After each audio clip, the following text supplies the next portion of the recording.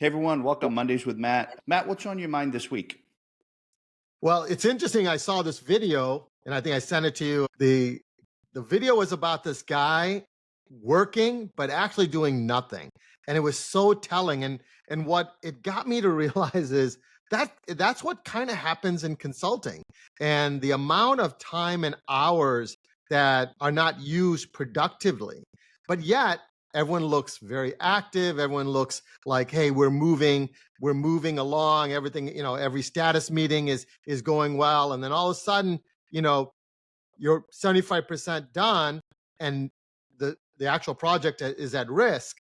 And it's because during that 75% of time you have lack of productivity. And that's something that I thought would be really interesting for us to break down here, because I think there's so much time, Joe. When you tell me you have 60 minutes, that means 60 minutes to think about something and design something. And remember, I'm a consultant. So I sat in consultant seats.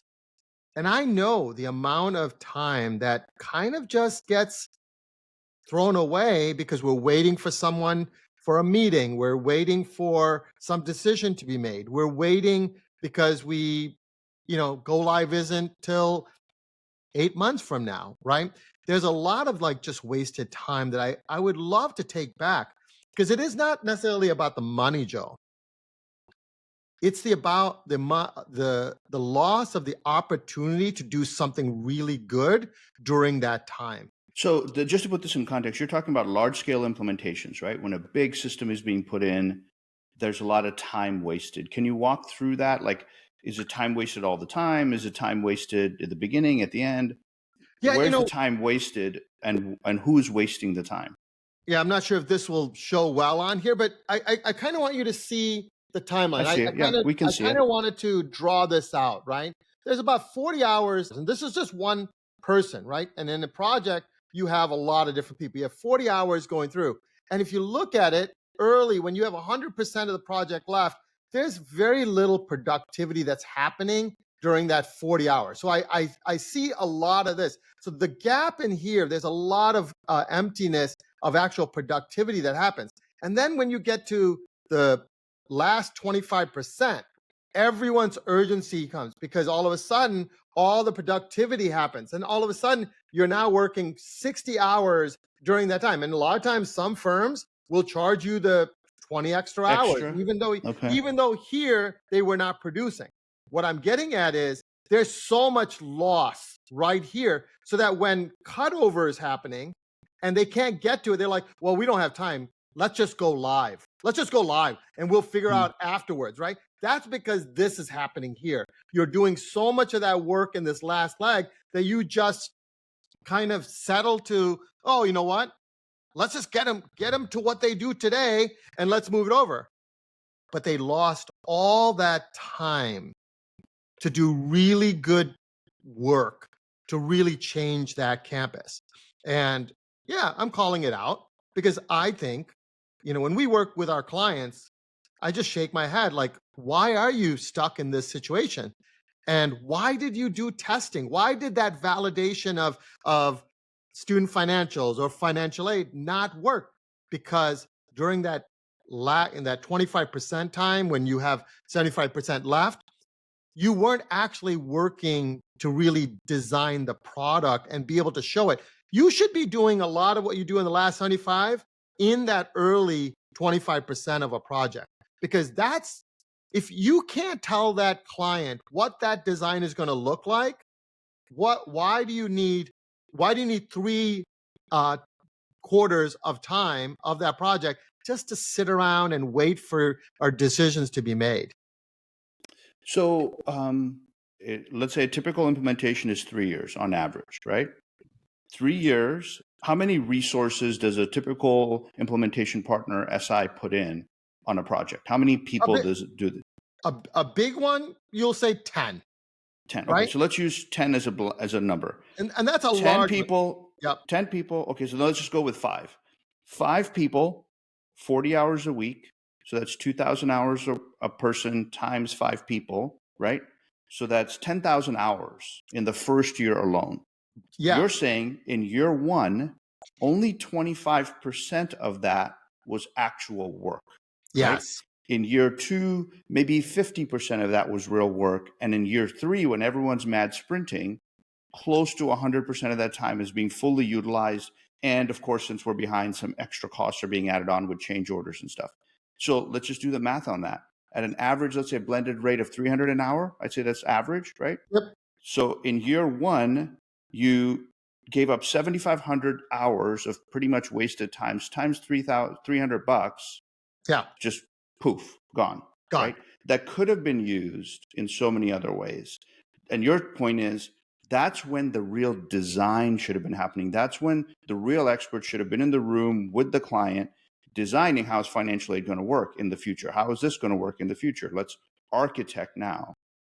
But then, so the question for you is, why doesn't that happen? Why aren't they doing that in that first? The methodologies come from the 1990s when things were not configured, right? So today, in a cloud product, if you think about a cloud product, it should be pre-designed because you're buying what other people have agreed is the best practice. So it's pre-scripted. So a lot of that element right now, when they actually validate what that functionality is, it's during the testing phase. Right. And you know what? These people who are doing testing at that time doesn't know the product. They don't understand the downstream impacts of what they're doing. They're walking through a script, and that script has no bearing. They just kind of know this is how I will do this, but they don't actually understand the way it's going to impact their day to day because they don't do it early enough. They should be in that system in design in that first 25% of your implementation. Right now, we get sign off in the last 25% going live, right? You're getting a bunch of people signing off. You know what? And by that time, they're just trying to get through because a deadline is 4 weeks away, 3 weeks away. They have 16 things to go and approve, and they have to walk through it. They have to learn it. So I think it's a little bit of that's going on in the way that we think about it. In an old premise, even if you're putting a non-cloud product in today, you're accepting what's already been proven in market. Meaning the on-premise products, they're working because most schools are using it right now and it's functioning. And they've been using well. it for 15 years. Yeah. So you just got to update it, set up, and test. So you know what? Even in those places, you should be doing a lot of that in that first 25%, not the last 25. The last 25 is the problem because that implementation, these people are coasting the 25 percent, the 50%, and the 70%. They're coasting because they aren't putting the work into actually validating what it is. And that's because does this go back? Yeah. Does this go back to something you said? And by the way, it's $2.2 million lost in just the first year. Figure another $2.5 million lost in the next 2 years combined. Sure. It's $4 or $5 million, not to mention the time, right? Your point is the money is the money. It's the time lost that you can never get back. That's the issue. So Joe, really quick. If a project is 1 year, and most projects are on 1 year, a student system is at least 18 months at minimum, right? A big school is probably 3 years. Yeah. The reason I use percentages is because it's not that the first year you get a set of work and then that last quarter of that year you get a lot of production. No, in a 3 year you get it for the last 25% there of the entire project, right? Yeah. That's right. Yeah, no, I think we understand that. Okay, so is it, you've said this before, is the reason that all the real design and architecture and ideation and strategy that you're saying should be happening in that first 25 to 50% of the time, is the reason it's not happening because they don't want it to, like in this case, the SI, or they don't know how? Like, why is it not happening? Because I'm sure the schools want it. The schools would love to sit in, do more design, more innovation. The schools don't know, and they're following your certified vendors who are supposed to know it, or they have said they've put these softwares in. And remember what I've always said to you.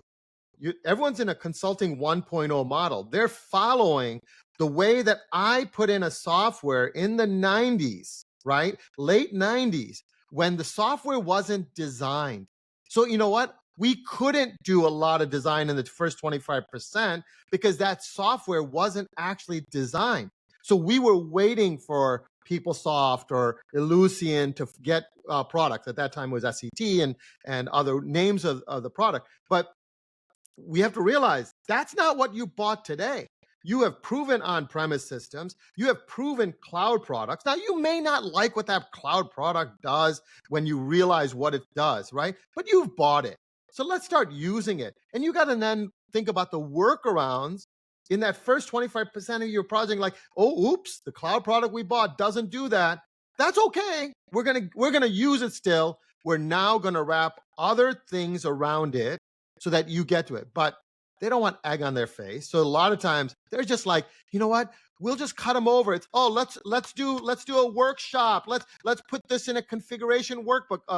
Configuration workbooks is not what's going to teach you downstream impacts. Now it'll get you coded. It'll put you in a system.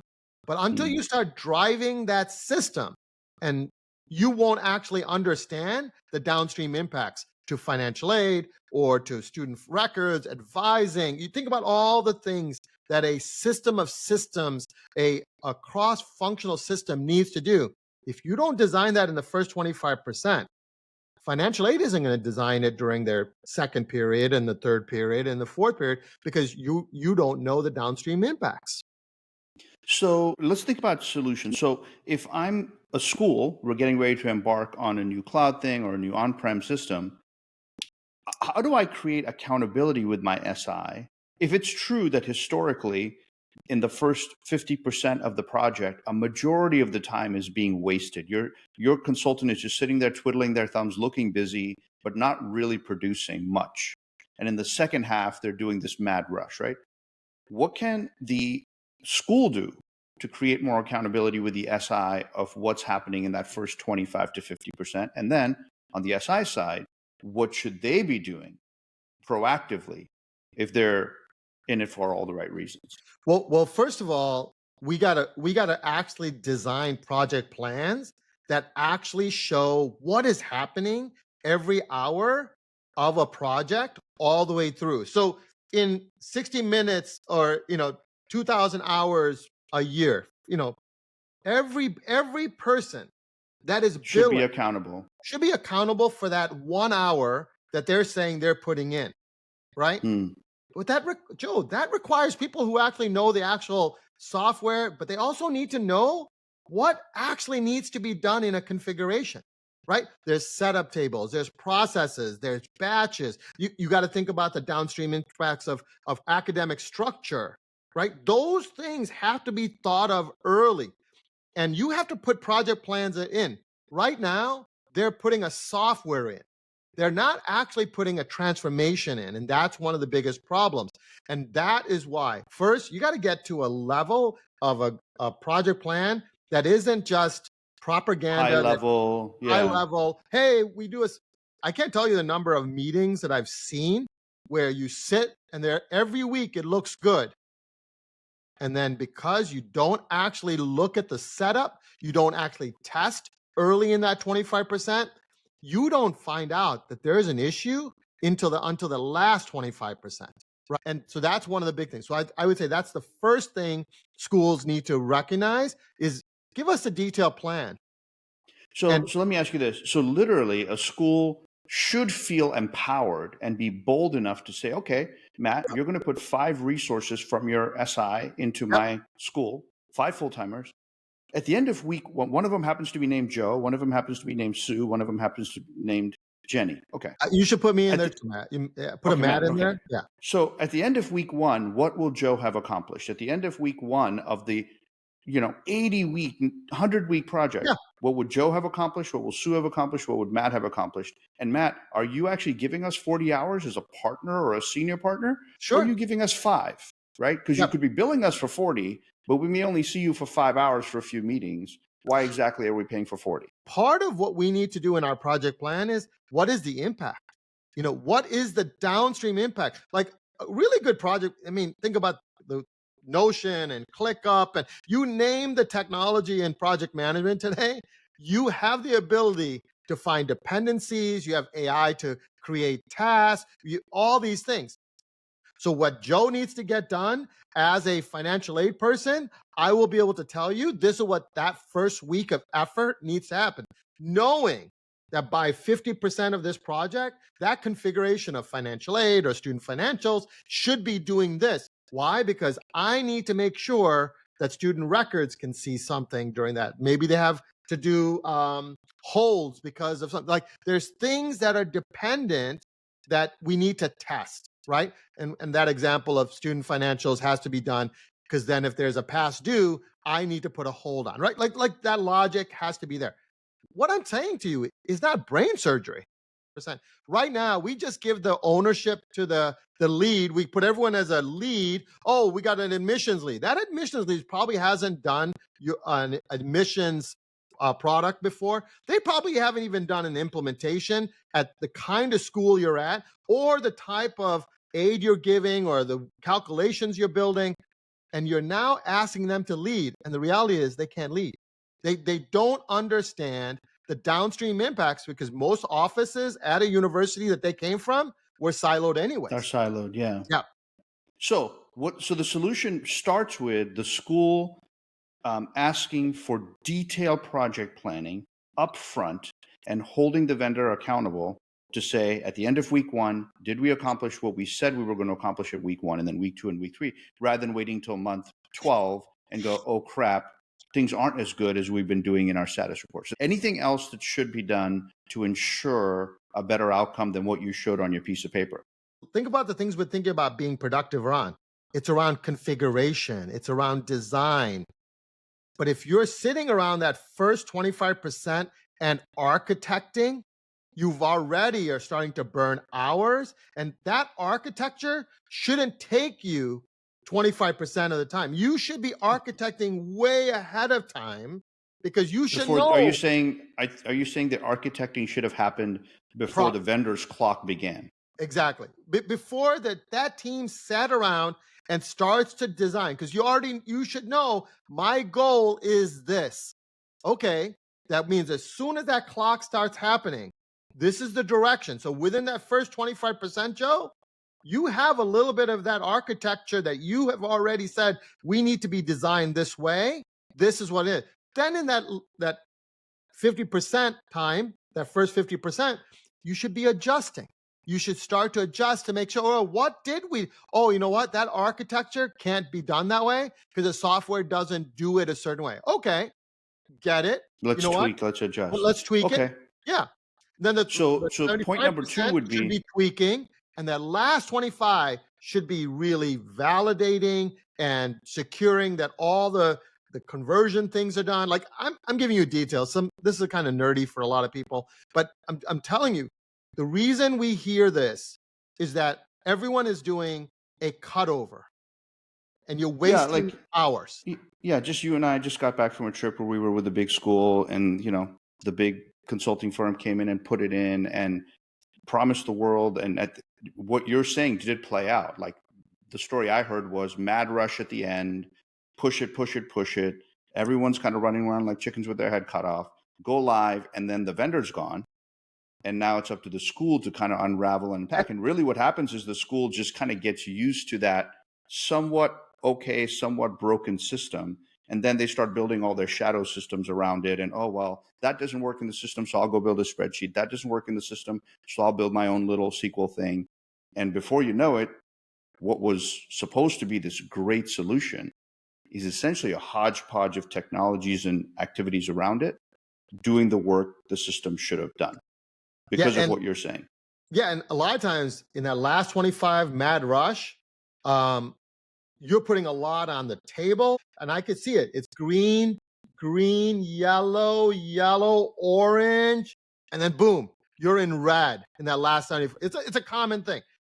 Any project. So all the greens were fake greens then. It was a false sense of reality. So in summary, Matt, you're basically saying to schools, if you're getting ready to move or do something new with a big technology. It doesn't matter if it's SIS, ERP, CRM, whatever.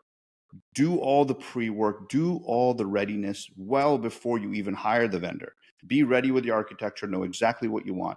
Then from the moment their clock is ticking and you're starting to pay them, they should be involved in actually building the system for you. This And by fill this 25 gap. to 50, yeah. But Fill between this that gap. 25 to 50% time, you should already be testing. You should be tweaking and adjusting. You should be modifying. And the last 25% is more like optimization, fine tuning. It's not the time to be doing the mad rush. Yeah. Now that sounds simple when we say it, and it can be simple if the work was done ahead of time.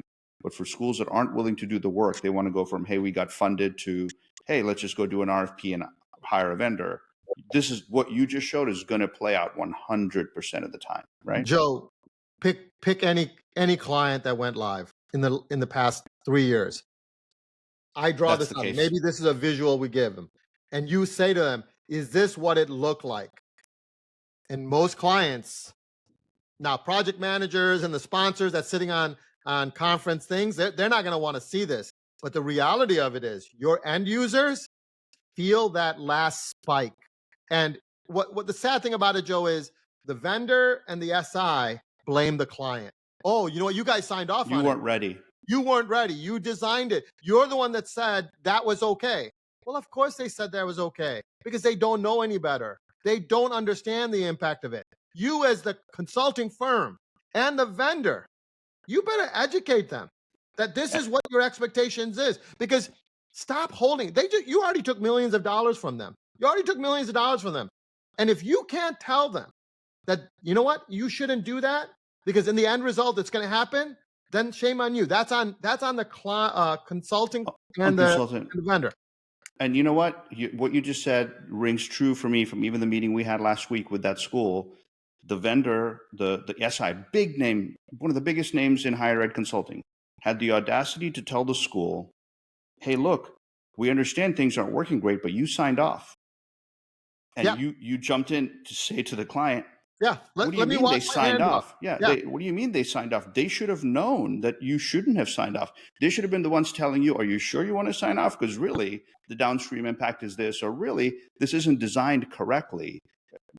Our recommendation is fix it now. But as soon as they got their sign off, they took their money and walked away. Big name firm. They should be embarrassed. The first 50%, 25%, everyone is like, oh yeah, we're listening. Like it's this false sense of we got this collectively, the client, the vendor, the consulting group.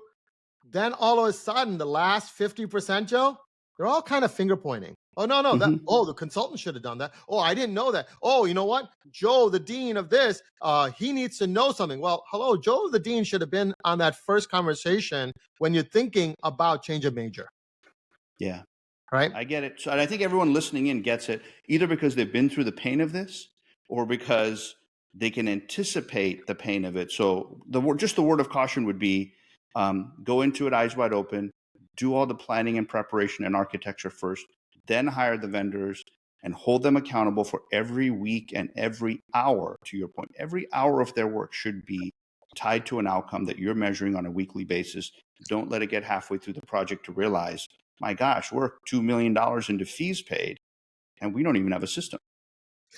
And if your folks that are running project management can't do it, don't understand it, you have the wrong people doing it, right? So even in the world of consulting, if those people, even the world of vendors who know the software, remember, you're putting a methodology that the vendors are saying, this is it. Well, show us the accountability of where we need to get things done so that last 25% isn't a spike. It's an easy coast. At that point, it should be just like, hey, we're just waiting for the timeline to finish. All right. Yeah. Good conversation, Matt. Thanks. I think you've got some people thinking, and that's what we always want. For those of you that have been watching and listening in, we'll see you all next time. Thanks, Matt.